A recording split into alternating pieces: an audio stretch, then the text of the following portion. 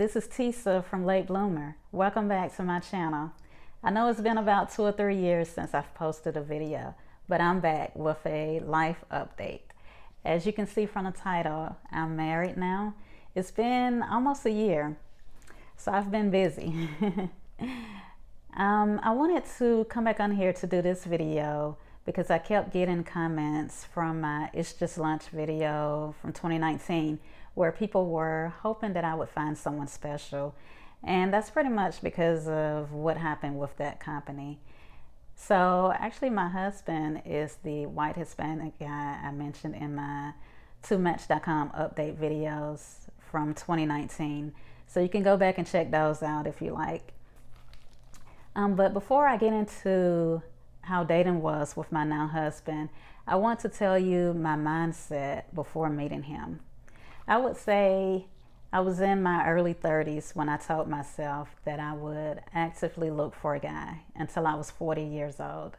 I figured by 40 I would have given it a good shot. By actively look for a guy, I mean use matchmakers, dating sites, meet people through friends, you name it. So when I actually turned 40, I felt like some of the pressure was lessened. Pressure from myself, from family. I didn't have people asking me when I was going to get married or have kids, because most people figure you will have done those things by 40 anyway. And so once the pressure was lifted, I no longer hurried to see who was emailing or winking at me on Match. I would check my messages maybe once a week instead of the day I got them.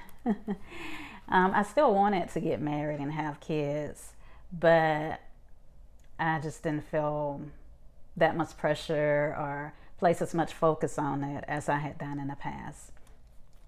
And so it was when I was 40 and a half that I actually met him. So I'll tell you a little bit about dating him. So he was always consistent with his phone calls, and at the end of each date he would ask me for the next date. So I always knew where I stood with him, and that was a big deal for me. We would go to Atlanta soccer games, Georgia Tech football, basketball games. I met his friends and coworkers early on while dating him, so that was a plus. Restaurants, weekend trips, we were always busy, and we still do a lot of these things now. We love an active life. Let me see. So, oh yeah, the wedding. So we decided to elope. We went to Amelia Island. We got married at a bed and breakfast there, which was really nice. It was supposed to just be the two of us and the photographer and the person officiating the wedding. But we took a boat tour the day before the wedding, and we actually met a couple on the tour who were celebrating their, I can't remember if it was their 30th or 40th anniversary, but they kind of invited themselves to the wedding. So they came, which was nice. It was actually a good thing. It was fun. So yeah, it was nice. The bed and breakfast set everything up for us. They're the ones who found the photographer and the person to officiate the wedding. So everything went well. Food was good, everything. So we stayed, I would say we stayed at Amelia Island maybe 3 or 4 days, and then we went to St. Augustine, stayed there for about 3 days, and then we went on down to Orlando. So what is life like now? We have 2 active, friendly, and mischievous cats. My husband does the cooking. I do cut up the vegetables sometimes, so I feel really lucky in that way.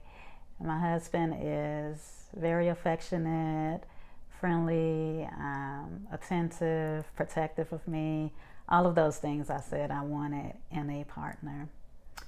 What else? So he's an engineer. He recently got promoted to a vice president position at his job, and he has his own business on the side. Yeah, I feel like the journey was worth it. And I hope that this video will give someone out there hope that things will still work out for them. So tell me in the comments if you married later in life. Later in life, I would say would be after 35, having your first marriage after 35. I do have more videos to come, so I hope you will like this video and subscribe to my channel.